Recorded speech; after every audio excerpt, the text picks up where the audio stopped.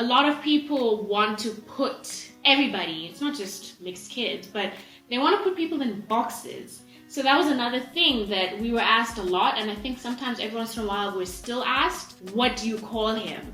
How do you identify him? Is he black? Is he biracial? Is he mixed? That's the thing with mixed identities and mixed race people in the world, is that it really depends on where they are and what they're actually referred to. I know that in the US, they still go by that one drop rule where it doesn't matter, even if you're like 89% white, if you have, that like little bit of blackness in you, you are considered African American, you're considered black. But I know that's not the case with a lot of other countries outside the US. There are countries out there, if the majority of the population is black, like my niece, for example, she's also mixed race, but they call her Mzungu sometimes, in Tanzania. Mzungu means white, by the way. Mzungu, Yeah. So it all depends on where you are and the actual like cultural like history and connotations. I've had this conversation with some of my other friends who have mixed race kids, and even to me, some people have referred to Kai as colored, and it's like, but he's not really. When you look at the actual makeup of colored people, that's a whole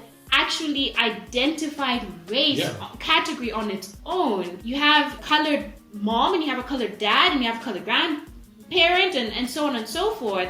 And then there's you, whereas Kai is a product of a black mom and a white dad. That's not colored in that sense. He might look it. Yeah. He can pass for it. Yeah. Doesn't have the colored experience in the sense of the cultural background as well. In South Africa, the racial category of colored it started out of separation of races, right? Yeah. But from there, the term colored in South Africa is not just a racial one. It has its own cultural significance, its own history, and it's a very rich history and culture. And it's complex, as South Africa is. We can't say that Kai is that, because he doesn't have that entire historical we don't have one colored person significance. in our family. He doesn't have that entire cultural thing. Yeah. It's just because visually he may pass for it, right? But that's not enough for him to be that thing. Right? But even like in Trevor Noah's book Born a Crime, he was explaining all of this. It's a great book if you want to read more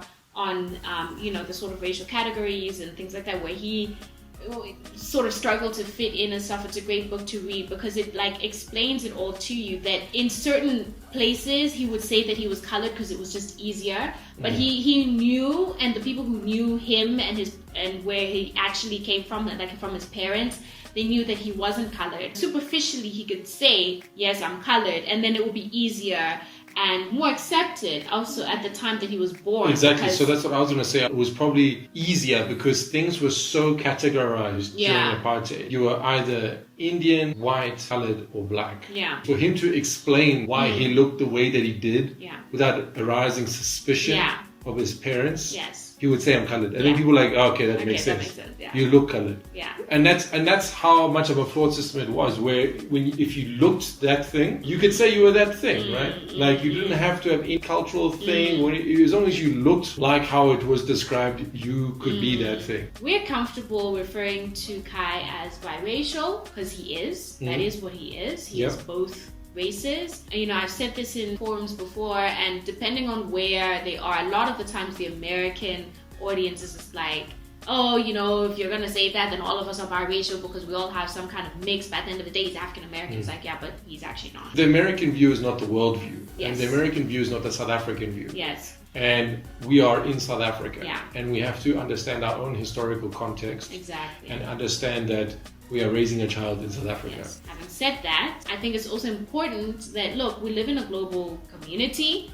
You never know. He might end up going to the US and living there or studying there, whatever. So I think it's just important for him to also just know that in different cultures, in different countries, in different areas or whatever, they look at you or classify you. Let's say classify you or categorize you like differently. It might shift. He's not considered black in Tanzania. He would be considered black in America or in Europe or wherever. At the moment, we are referring to him as biracial or mixed. Those are the two sort of words that we have used. At the end of the day, it's going to be completely up to him when he's a bit older. If he feels that he is more culturally aligned to his black side and he's like, you know what, I refer to myself as black, then that's going to be his decision. Right now, we're not imposing that on him. If you are a product of a mixed family, or if you are raising a mixed family, we'd love to get your insights.